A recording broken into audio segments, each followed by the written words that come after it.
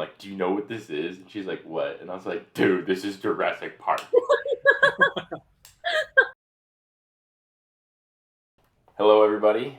I'm Isaac Bradford, and today for our Valentine's Day special, we have one of my favorite couples, my lizard friends from Iowa. They're going to be able to introduce themselves, but we're here today, and we're going to see what it takes to be running a lizard business, an exotic pet rescue. But I'll let the professionals handle that. So you guys go ahead and take it away. Yeah, so we together founded Spock Sanctuary, and it's essentially a lizard rescue, pet store, zoo, and general service provider in the Des Moines, Iowa area. It's kind of all started in our basement, and now we have our own storefront and do all kinds of different things with anything related to the scaly or slimy, variety of animals. Because there's resources for birds and mammals and stuff, and so that's kind of where we found our niche. So, real quick, I'm Cam. Yeah. Oh yeah, I forgot about that part. All good. It's a lot harder because I already know who you guys are. Yeah. You know. Well, okay, cool. So, just to kind of get some idea of what you guys have been up to, what you guys have done, if you want to talk a little bit about like what your job titles are, what your lists are, but also a little bit about how your education, how you got there, just a little bit of story, like where you started from high school to now, sort of thing, like how you picked that path. I'll let you kind of start. Cool.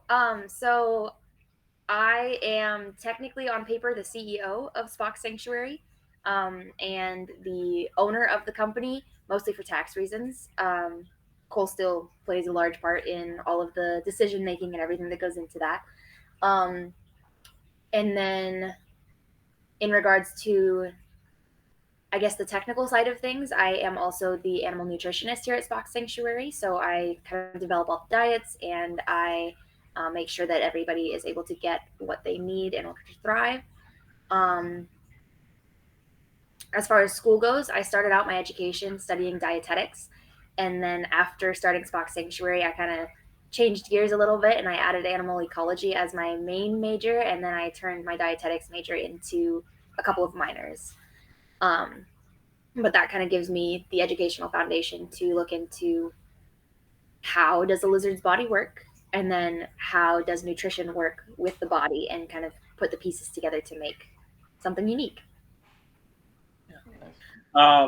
My background is in education. I actually was a teacher for a few years, specifically in agriculture education. So that allowed me to get some background into animal sciences, plant sciences, and then just general like shop classes and stuff, which has helped out a good amount here as well. Just figuring out how things work and making new things and new systems for the animals. But transitioned into this sort of area. I've always been interested in the animals, but I figured out that education is a lot, especially after COVID. It's a tough field, and especially like mental health wise.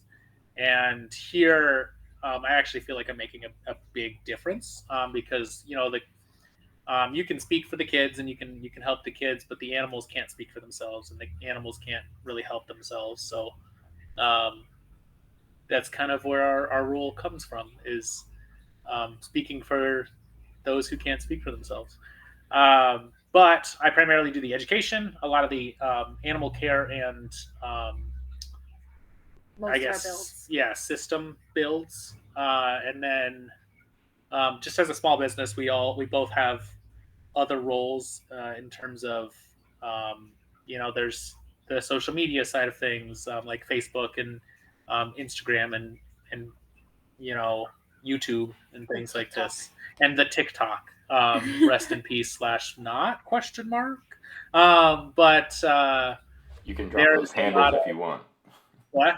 Drop those handles if you want. Oh yeah, it's all Spock Sanctuary. There's not a lot of Spock Sanctuary, so there's not. It's not going to be a different business that's going to pop up. Yeah, most of it is Spock's.sanctuary. Yeah, for the handle.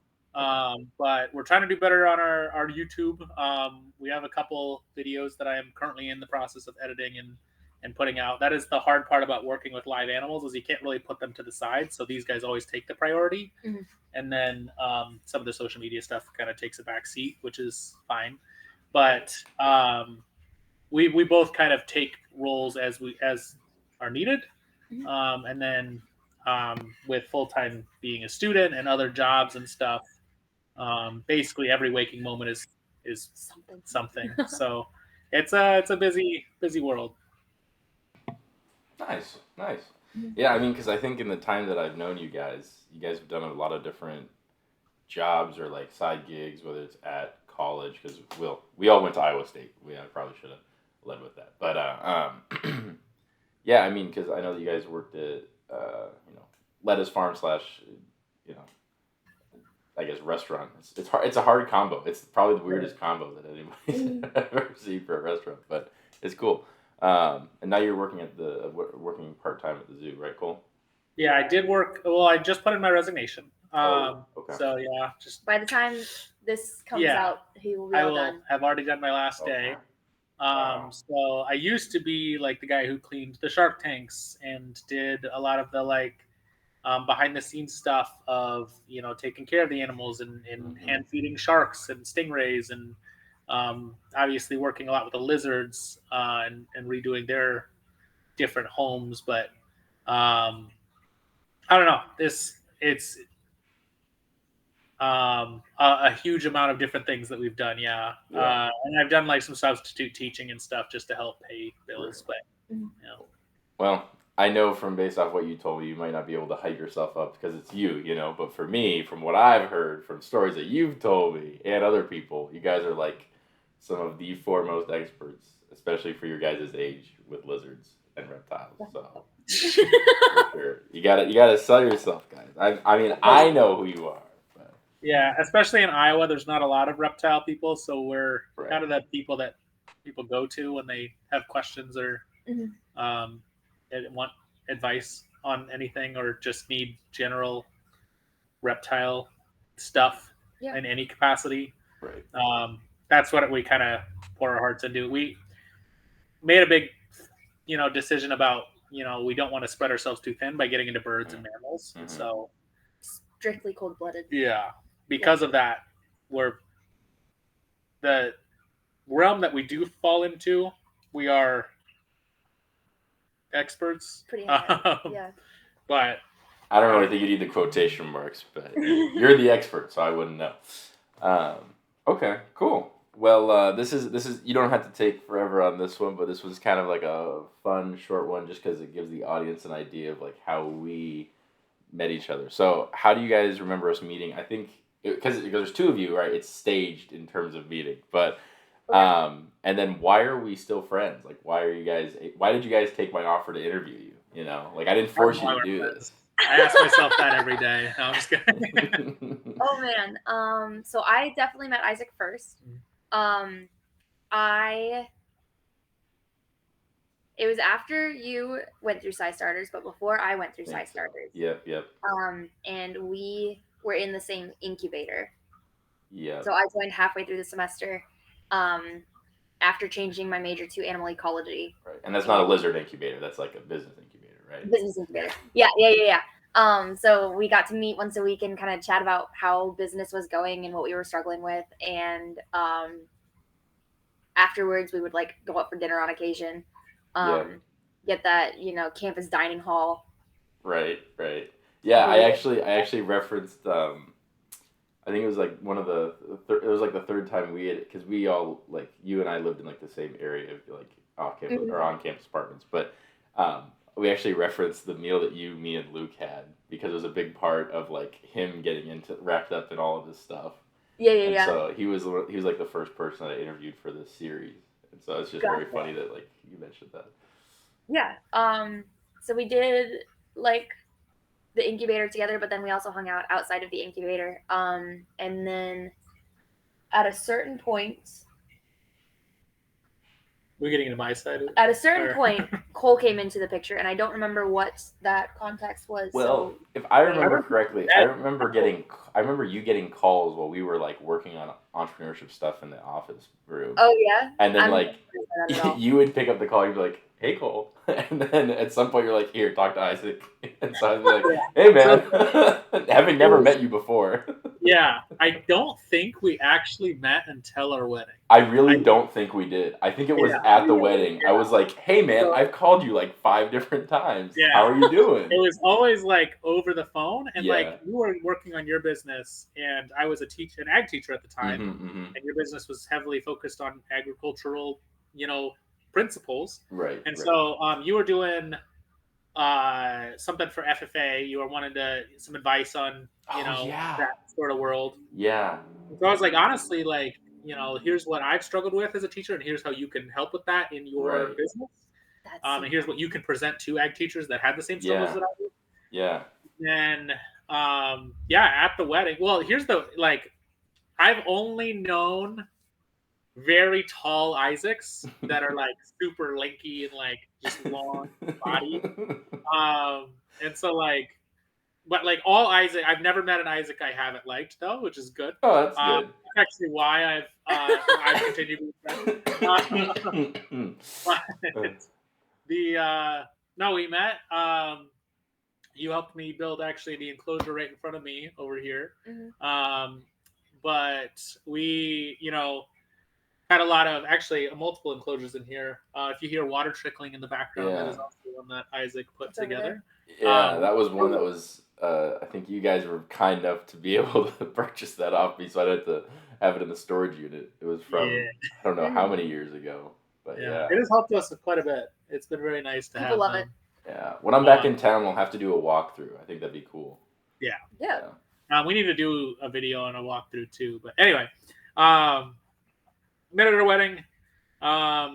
Then after I got done teaching, we moved back to Ames, and then hung out a lot more, playing games and things. We have a lot in common in terms of like what games we play. So it was kind of just like, yeah, obviously. And then I don't know. The nice thing about having, friends in the business world is like we were always able to help each other through those struggles and stuff. So like getting rid of this tank that we also were, exploring on getting at the time. Right. At the same time, we had a lot of struggles with our business, and you helped out a ton in like probably the worst time that we've ever had as a business. And we just needed to like move a bunch of stuff around, and we just needed a guide that could lift stuff. So like it was very, building those sort of connections has been super, super valuable to us in our world, not just mental health wise of having someone that you can go to and just brainstorm, but also just having sometimes you need bodies to do. That's a tortoise farting. Yeah. But it's good to have those sort of connections and support systems. Yeah. Yep. I feel like owning a business can be a very isolating thing to do. And sometimes it gets pretty lonely, so it's really nice to have somebody not just who also owns another business, but owns an animal-ish business. Right. So you kind of understand that aspect of things in a way a lot of other people don't, which is really nice to kind of keep your connection in our back pocket for that. Yeah. Like just the other night, Cole and I were having a conversation, and we kind of came to a little bit of a point of tension, and he's like, call Isaac, ask his thoughts. Call Isaac. Let's see what he says. Yeah. Because we needed like someone who works with animals. So I was like, kind of like I might be wrong here, but we need a third party. Yeah. Sort of thing. And I've tried to get a lot better about just being like, hey, let's just call a third person. Yeah. Okay. Tell us unless they're being stupid today, because we both. I mean, you send me a text, I'll probably respond within a couple minutes, depending on what I'm doing. So yeah.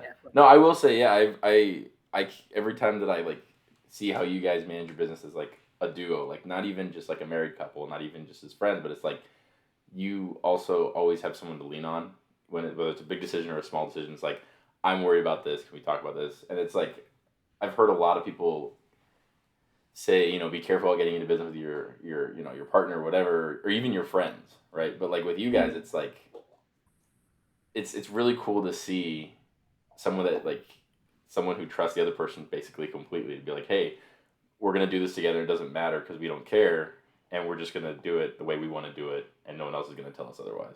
The amount of times that we've saved each other from making stupid decisions is insane.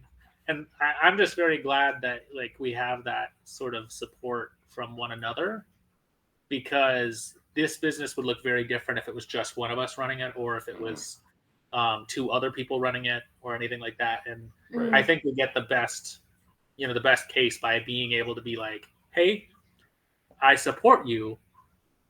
I don't like this idea though. Yeah. For XYZ reason. And we've had a lot of good opportunities that seem good in the moment, but like we're really glad didn't. Yeah. We didn't go through with. To get a little bit vulnerable about it, I'm super gullible. Like really, really bad about it. And we're looking for a trailer right now. And I thought I found a wonderful trailer. And the guy says, you have to put a down payment on it and then you can come pick it up next week. And Cole says, that sounds like a scam. And then the next day, his post got taken down off of Facebook because it was a scam. Wow. So he's really good at like kind of sifting through that. This like, is kind of sus. I don't trust that. And then Cole struggles with anxiety, and sometimes like something starts to go just a little bit bad, and he kind of spirals a little bit. So I try to ground him a little bit and be like, "Hey, it's okay. Somebody deleted their email and their review got removed from our posts from our Google page, and I just have to be like, it's okay. Just breathe. We didn't do anything wrong. They don't hate us. Things happen." Yeah. So it's really hard with anxiety to run a business too, because like anything goes wrong, you're like, that was exactly my fault, and I could have never prevented that. I could have never. I get you. Yeah. Anyway, we could keep going, but go ahead. No. I mean it's all pretty good tips. I mean, I think that's a question that a lot of people ask is like, because you are technically co-founders, but obviously you're married first, but like co-founders as well, and so it's just I think a lot of people would have questions about stuff like that. So I think it's pretty cool that we don't have a prenup, but we do have.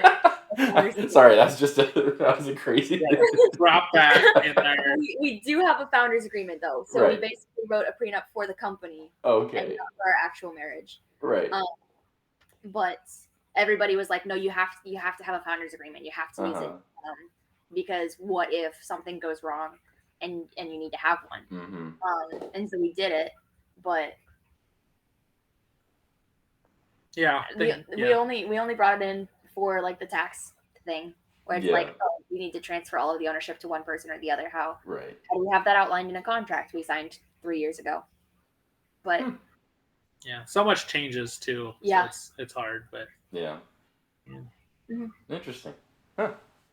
Cool. I didn't know about the Well, I don't really have a good segue into this, but this is the big one, the one that I let people prep for, because I remember asking this to a class of like freshmen when I was a sophomore and their mentor or whatever, and they all just like stare at me blankly except for one person. There's like 15 people. So, what do you see as your purpose in life?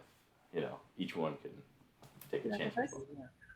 So I as a teacher, and then getting into my current role, I've kind of kept the same mentality, and that is that every day is growth, right? That's in myself. That's in the people I come across. How can I help them grow? And then that is in the plants and animals I work with. Is like every day getting a little bit better. When we started this place, and Isaac, you can attest to this, it looked very different than it does today. And every time you come back, it gets a little bit better. Actually, I don't think you've seen the completed, big enclosure I just did for the two big snakes. No, PD called me yesterday, and he turned the camera around and showed me. So yeah. So it's like every day, and today I'm actually redoing a couple other enclosures and stuff. Wow. Every day it's getting a little bit better. And I think as a business, that's helped us a ton. Is just working one step at a time. Don't be discouraged when you see other businesses doing something well, because no one's going to show you their warts, that every business has ups and downs. It's just that you don't always see you're comparing your worst to their best. So work on every day, work on the small steps, and you'll get there eventually. And I say that knowing that we've still got a lot of room to grow. But knowing that where we've been to where we are now is insane. Looking at that, and then looking at what the future holds is exciting. It's very scary, but taking things one step at a time has helped me a lot. But the big sort of, I don't know, thing there is just um, we're also, speaking for the animals that can't speak for themselves and loving animals that are unlovable by many. That's Right. we don't pick reptiles because they are what we're necessarily only interested in. Mm-hmm. It's because there's no one else doing this, and this is the animal that we see needs the most help. Yeah. So how can we help the animal kingdom grow the best in our captive setting? It's by helping the animals that need it the most. And so that's why we've kind of found the role of where we are and what kind of led us to what we are today. Wow. I'm gonna go a very different direction with mine. I feel like my purpose is to spread love Okay. and just like help people find their passions, and in being able to work with an animal that doesn't get that attention and spreading the awareness for these species, then lots of people are finding out that they're actually really, really fascinated by them, and they can fall in love with somebody that they never anticipated. Um, and I try to carry that into a lot of how I operate, because any way that I can make somebody else's ability to care for their animals easier allows them to maintain that love a little bit easier without getting overwhelmed or burnt out or anything. And in helping introduce them to new animals, then they can kind of fall in love over and over and over again. And I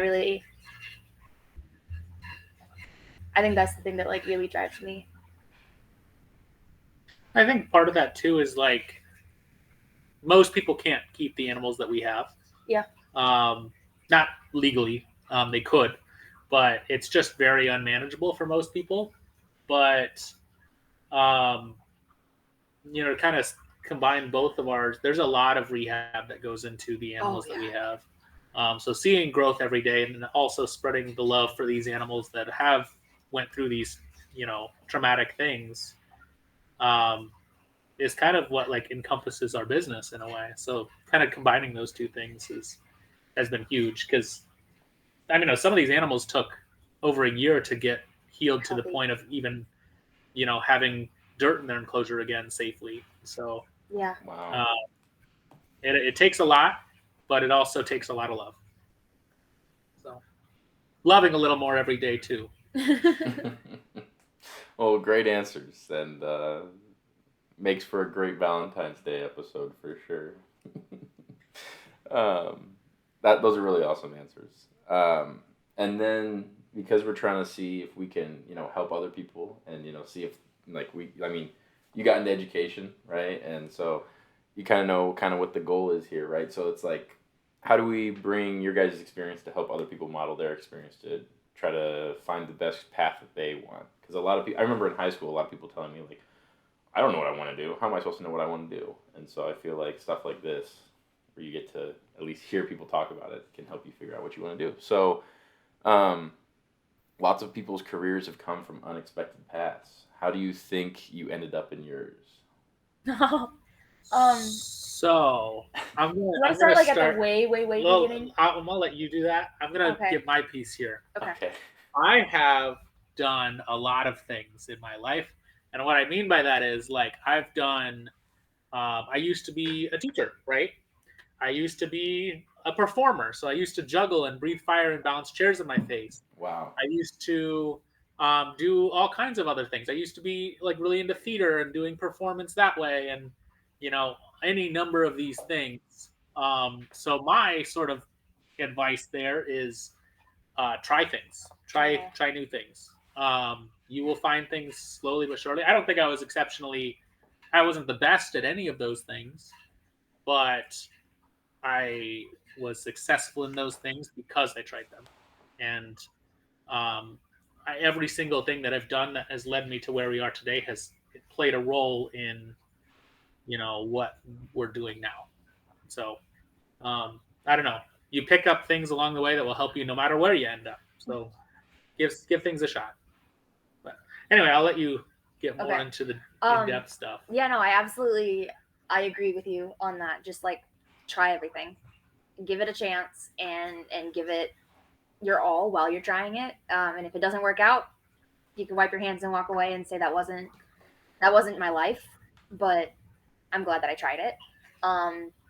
I've also done a lot of different things, and so just putting yourself out there and being open to new experiences. And actually, is how we ended up dating. Was Cole said, "Hey, do you want to learn how to unicycle?" And I said, "Sure, let's try something new."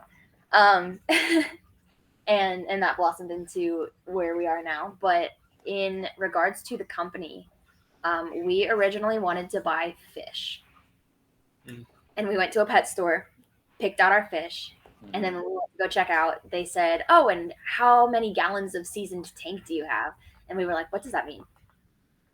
And they said, "You can't buy any fish today. Sorry, nope, no fish." And we were like, "Oh, dang, we'd really like a pet today." And they said, "Okay, go get a reptile."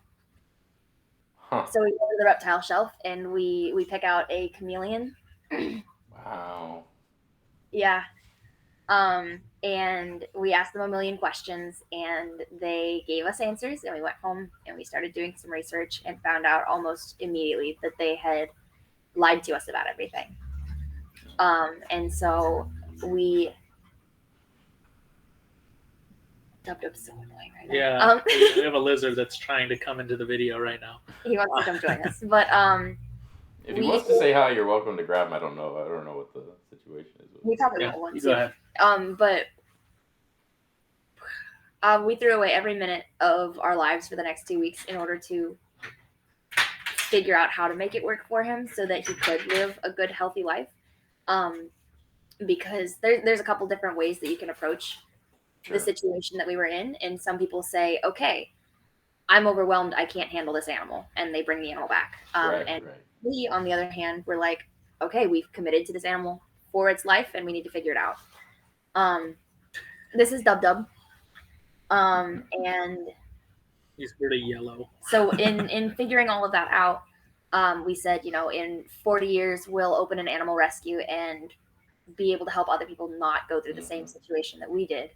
And then we accidentally got started 39 years early. Took in a rescue that we were not prepared to take in, but we put everything into getting her healthy, everything that we had. And once she was healthy, we found her a new home because we weren't obsessed with her in the same way that we were obsessed with our other animals. And she deserves a home that is obsessed with her. And that is something that we have carried into all of our animals when they're looking for a new home, is we want somebody who is obsessed with them. But yeah, we took in the one lizard by accident, not mistake. But it just kind of got the ball rolling, and we were like, "Hey, we can do this now, and we don't have to wait until we're retired and have a big 401k saved up. We can just go into it and put everything that we have." And in doing that, we didn't start off with all of the resources that we had anticipated we'd be able to save up, but we've been able to build it into something that's, I think, a lot bigger than what we ever anticipated it could have been. Yeah. That's the other thing is I never expected to actually do this. I was like, this is a hypothetical, eventually we'll do this, and then Cam starts doing pitch competitions, and I was like, yeah, I know a couple extra bucks here and there would help us to our animals and do the little work that we are doing. And then she started doing more and more, and then she started being pretty good at it, and then we ended up doing size starters, and I was like, this is an actual viable thing. It's not going to be easy. It's not like you're selling products. It's not like doing things the right way. And people, when they see you doing things the right way, they're going to support you.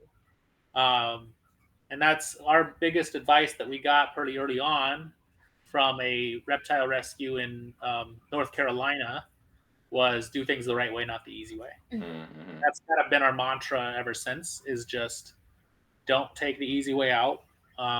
Give it everything you've got. And if it sucks, but you gave it everything you got. And if Cam hadn't started doing these pitch competitions, because Cam always saw this as like, oh, we're doing this. Like, and I was like, oh, that'd be cool. But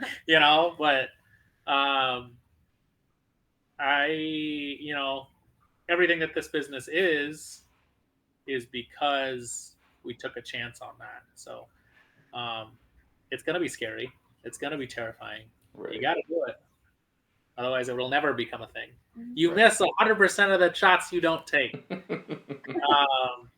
not everything works out the first try. Yes, that's okay. You're going to fail. Yeah.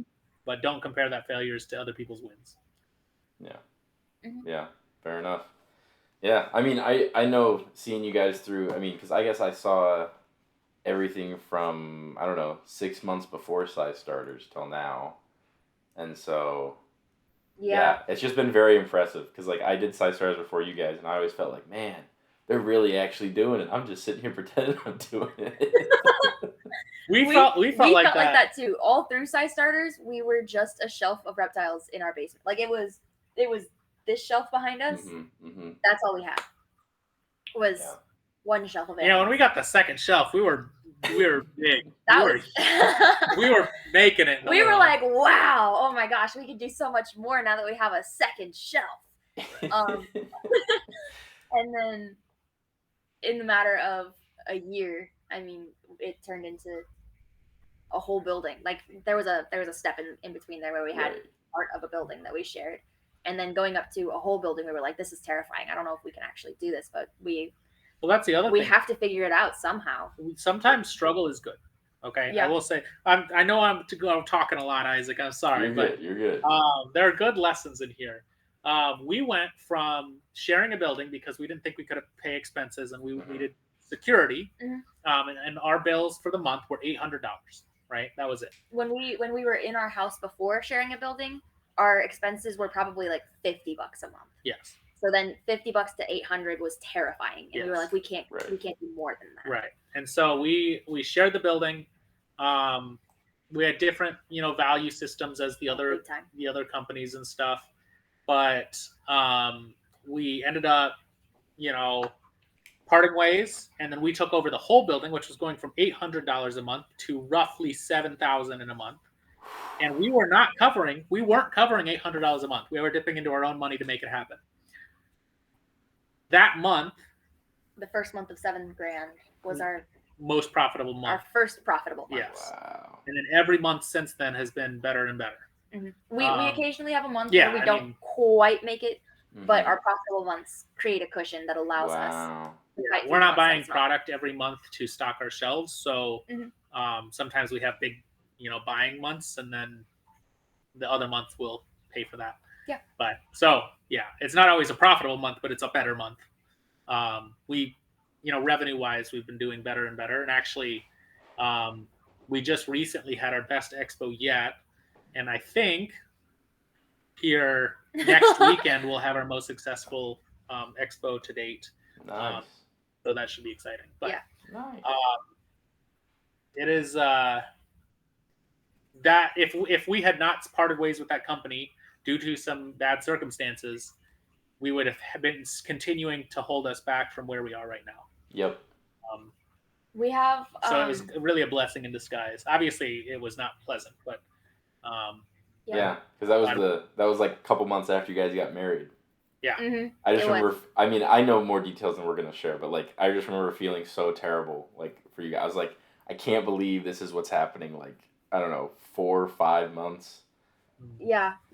Getting married in getting June. this it business. Was 6 months after the wedding that everything was like, okay, we can't keep up with this anymore. And honestly, if Cam hadn't done some really big like pitch competitions and stuff, it would be very hard to be where we are right now. Yeah, right. It gave us the cushion we needed to get our feet back underneath us. But if you do the right thing for the right reasons and you're doing things the right way, people will want to support you. Mm-hmm. Yep.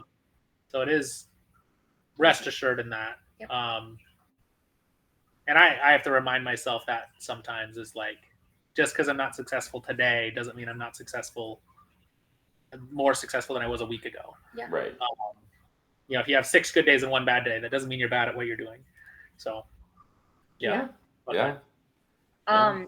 Megan, our Sci Starters director, kind of reminds me quite often that we're pretty good at figuring things out when we're stuck between a rock and a hard place. Mm-hmm. Like we just fight and make it happen. Yeah. And I think that's when we've had the most growth, is when we're like, there's no way to actually make it out of this successful, and we're like, try something crazy. We have to throw something at the wall and it'll stick, and we can make it happen. But my newest mantra that I've taken on is, it seems impossible until it's done. Yeah. Right. That's always been like a weird thing in a lot of different aspects of my life, is just like, no one's done this before. Mm-hmm. Give it a shot. Yeah. You might find some success. Not always, but you might. So anyway. Yeah. No, those are all good. I usually would have another question here, but you guys kind of already answered it, so we're gonna gloss over it. So instead, you're kind of talking about like doing the unexpected, the impossible, etc. And I just remember, I don't remember whose line it was at the wedding, but it was somebody that was on like the wedding party, and they're like, I think it might have been your brother, maybe, Cole. I don't know, but he said something like, we never knew what was going to happen with these two, but we're so glad that they found each other and they can be weird together. And I just remember sitting in the background and I'm like, well, they're my kind of weird, so. Well, that's funny you say that. So one of the biggest lines that we've ever had in our relationship was, early on with me and Cam knowing each other, I was like, you're kind of weird, but you're my kind of weird. And that is what has kept. That was the moment I knew he was the one. Yeah.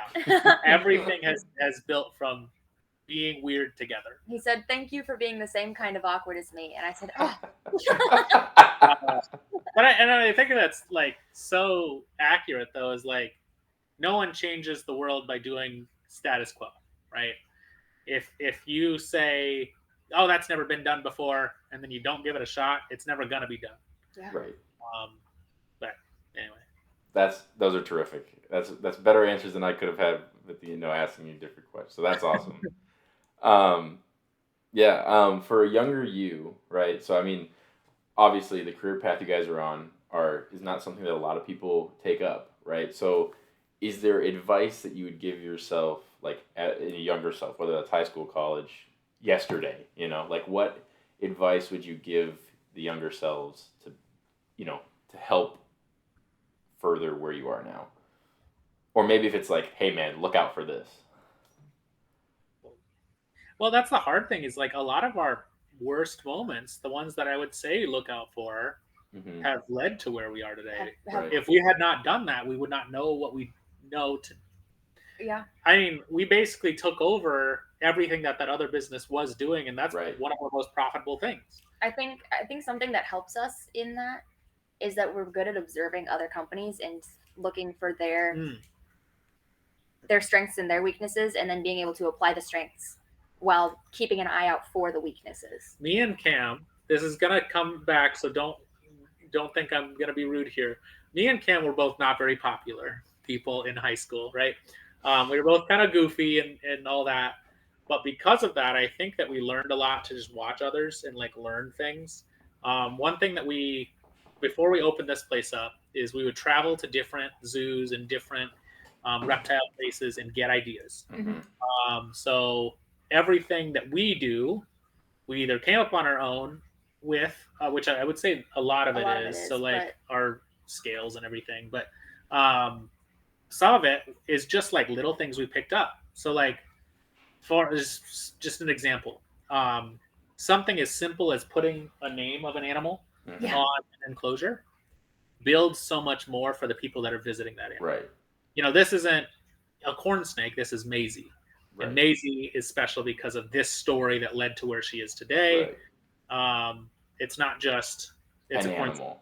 It's called a corn snake because blah. It puts more value on the animal. Yeah. Something I've noticed on that regard is Tumbo. People used to fall in love with Tumbo as soon as they walked in. And we recently redid his enclosure and had to change enclosures so his name came on. And now people they see him and they're like, "That's a big frog," but they're not like, "Oh my gosh, I love this frog." And we have to kind of go through the story and tell them what his name is, and then they're like, "I love him," but it's not as easy if they don't see the animals' names. Yeah. Right. So. Yeah. And a lot of the time, the animals will share their own stories Yeah. in a lot of respects, but I don't know. They can't share their own stories always, and that's why we have to speak for them. Yeah, I can see my favorite right in the back right there. Roz is back there. Yeah. Every once in a while, I'm like, maybe someday I'll just have to come and kidnap it. Don't do that. I won't do it. I'll ask first. I still have a picture of you with Roz from when your incubator came here. Yeah. Which at the time it was far different than what it is today. I almost wish, like, there's a lot of things I wish we could do over. That picture is on our gift cards. I know, yes. Yeah. I'm wearing the same shirt too, I think. Yeah. But advice is hard though. Oh man. My biggest thing is just anxiety advice. Of like, just because someone else is succeeding doesn't mean you're failing. Right. And the other big thing with business is do not look at people as competitors, because no one's gonna win, right? Right. As soon as you start looking at people as competitors, you're not gonna feel good. But if you work with those people, and I would say that's one thing I regret is sometimes like looking at people as competitors and then internally burning that bridge, I guess, just like look elsewhere. But like, there's a lot of potential that could have come from not looking at them like that, right, or things like that. So I would just say, like, the people that are most successful are the people that build with each other instead of at each other. If you can learn something from someone else that is your friend, or they can like give you a good deal on XYZ product because you've been good to them, and vice versa, you're going to be a lot more successful in the long run. Like, I mean, just you, for example, like a lot of these things that I knew long term I would want to do, but I didn't have the know-how to do it. Building those positive relationships, I would say we're pretty good about it long term. But in the animal world, like, obviously we want the pinnacle of care for our animals, and so sometimes when you see something you like, we cut bridges really fast over a slip in ethics, and everybody has an oopsie at some point. But sometimes we try really hard to not hold that against somebody. Yeah. But sometimes because we weren't always the best at what we do either. Yeah, when a company has an oopsie, we're a lot more harsh about it. Right. With them, it's a different thing when you're putting it in the public eye, and people. We don't want people to think that that's okay. Yeah. Right. I mean, for all we know, they could have just not known. Right. That was the thing I was gonna say. Is like, if it's one of those things, I think it's a little bit easier. But like, obviously, if you're doing it more than once after you don't know. Yeah. And the specific thing I'm thinking of, it wasn't a one-off thing, but I do still wish that we would have not, because in comparison to a lot of other businesses, they're still better. This is true.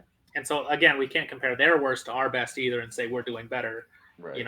Everyone has ups and downs. So I don't know. That's one thing is learn to build with one another. Even your greatest enemy has something to teach you. So learn from those people. I mean, like I said, a lot of the worst situations have ended up positive for us because we've learned from the people that caused those bad situations. Yeah. Right. That's really interesting that you say that, because the last interview we had with Luke, we were both saying something along the lines of you can learn something from anything, or you can learn something from someone, like, or anything from anybody. It's interesting, like, but it's like hearing some of the things that you guys are both saying and hearing what Luke says is like have some similar mindsets that lead to success. So you just gotta be a sponge. Yeah. There's always something to learn, even if you're the best at something. I've learned things from the simplest, things to things that completely changed my worldview, just because of the way I've learned from watching one another. And not just watching, but like working with those people, even the people that you hate. Ask questions because most people want to, even if they don't want you to be successful, they're still going to want to talk about how successful and what they do that's so successful. So even if you are enemies, there's still like, and obviously I don't encourage you to have enemies, but there's always things to learn. Enemies is a really harsh word. Yeah, it is. I don't know why that's the one they chose, but it is. I would say even like it to instead of saying hate, like discomfort around people. Like when I've gone to, I mean, Cam and I went to one that I felt pretty uncomfortable around a lot of people at like entrepreneurship conferences. You'll get a mixed bag of a lot of different ethics and moralities in people, and yeah, you can still learn something from an adversary, right? But just taking, like you guys talked about, observations of strengths and weaknesses, right? My dad would always say something along the lines of learn from other people's mistakes so you don't have to make them. Yep. So. That's true, honestly. And that's part of why we've grown so much from watching those people too, is like once they went out of business, we're like, here's where they messed up. And this is a very easy solution that you just, I don't know. You can't always just throw money to solve problems. Sometimes it's, systematic thing that you just have to do things better. Take the extra minute or two. Yeah. Go ahead. There's a company in the industry that went out of business a few years ago, and then they released a YouTube video about here's where we think we went wrong with everything. And Cole made a document of everything that he said, and then went through and like starred and highlighted the things that we need to keep an eye out for ourselves. Yeah. Okay. Like, here's the things that we might potentially be setting ourselves up to experience the same experience. And so by just writing it down and having it somewhere that we can stay aware of it is helpful. Right. Yeah. You've spent a lot of time on what advice you would give, but I don't even know. Sorry. No, you're good. Well, I think a lot of I think you both have that mindset, and then the advice that you've, given me over time and stuff is you guys have a pretty similar mindset, I think, on like overcoming obstacles, right? And people talk about like, this is a little different, but like leading with grace, but more like giving yourself grace. And so I feel like there's a lot of times where you guys are like, well, look, we have all these issues, but in the end, like we're gonna come back together. Like that's the point. Like that's the benefit of having a co-founder or being married, even, right? Like you have someone to lean on. And so I think it's been helpful to have, for me, friends like you guys that I can like ask for advice, and they're like, well, look, you'll be okay. So. And like when one person is down, the other person is up, and it's only really like scary when we're both having a really tough time. I mean, I want to say like that really bad time in our relationship. Cam called me and she was crying, and I was like, we're gonna be fine. It'll be okay. And that day, I think you cried later that night. I did for the same thing, but I needed to be strong. We take turns. And so that day, I made a spreadsheet of here's our plan. Basically, here's what we were benefiting from that other company, and how can we get that in other vendors nearby, or how can we get that to start doing that ourselves. Right. And that is what very quickly we had to grow, or we were gone. So I don't want to say like grow or die, but you kind of have to. You always have to be working towards something, otherwise someone else is going to. And again, don't look at it as competitors, but it's a really tough time, economically. Yeah. So you have to grow, but at the same time, grow together. Yeah. So. Okay. Well, if you guys want, I do have the last and possibly the most difficult question for you. Okay. If you're good with that. Okay.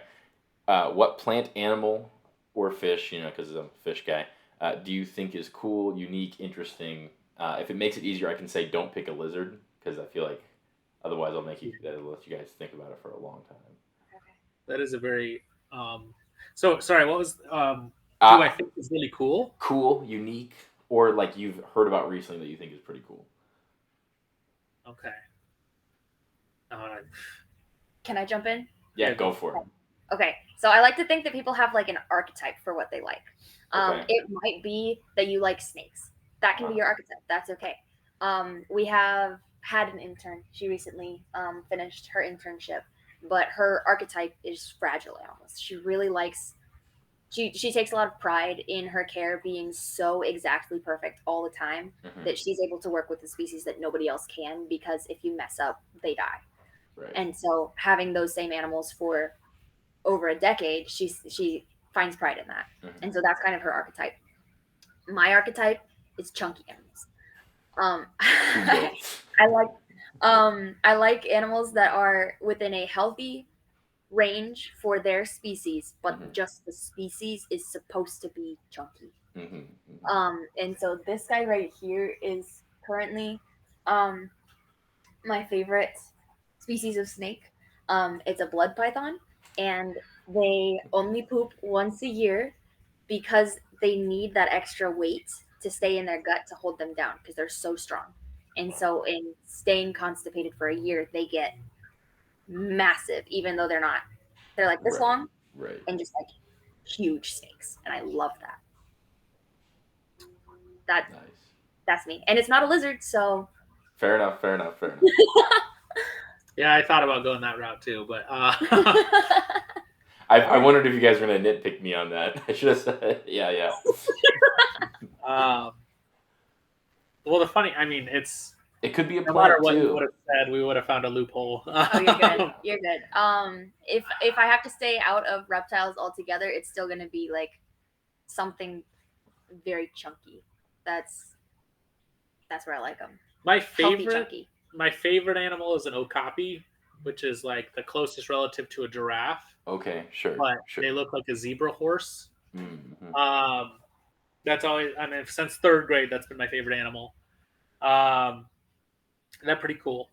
I dig them. But overall, like, I don't know. Yeah, let's go with that. Okay. I think that's what I'll do. Cool. Nice. Yeah, I just like to throw that in at the end because I mean, usually through these stuff we get enough personality from people, coming out on camera. But even with talking about something just kind of fun or ridiculous, it's nice just to see what people choose. So When we interview interns, one of our last questions is, if you were an animal, what would you be and why? And we get a big span of answers. Sometimes they will say, I don't know, a dog because I like dogs. And other times they're like, I want to be this exact species of crocodile and this is why. And they'll get like really excited about talking about that species of crocodile. And we're like, that's a good answer. I might not know about that exact species, but I'm so glad you are passionate enough about them to educate me. Oh. So that's Nice. Yeah. Cool. Well, if you guys want to throw anything out there, we can put some links in the description too. But if you want to throw anything out there, we can add them on to. Follow us on Facebook, YouTube, Instagram, TikTok if you have it. All of the things. It helps us a ton. Otherwise, come and see our animals and maybe adopt an animal of your own. We have a lot of animals looking for homes, especially after the Christmas season. Mhm. A lot of people realize they didn't want the animal that they thought they did for Christmas. So we have more animals. Well, we had more animals recently than we've ever had before up for adoption. Mm-hmm. So come check them out. Yep. Yeah. For a good cause. Yeah, it's an awesome place. I mean, I've gone a couple times. I've tried to help. I mean, I've done more than the average goer, so it's a little different. But it's really cool to see everything put together. It's really nice. Okay. And you guys do some special events, right? What? What was that, Kim? I said you never know who you'll fall in love with. Right. Yeah. Do you guys still do your game nights with? Yeah. We do. Okay. We do. Yeah. When we had our own personal game night with some of our other friends, that was really fun. Yeah. Yeah. It was really fun. That was nice. So. We want to potentially get into doing like game nights or trivia nights here, where like it's animal trivia and then the winner gets a free trip to the zoo whenever they want to. Gotcha. Stuff like that. Yeah. Yeah. Cool. Yeah. Awesome. Well, thanks, guys. I appreciate it, and we'll catch you guys later. Remember, keep on growing and love lizards, I guess. Always love the lizards.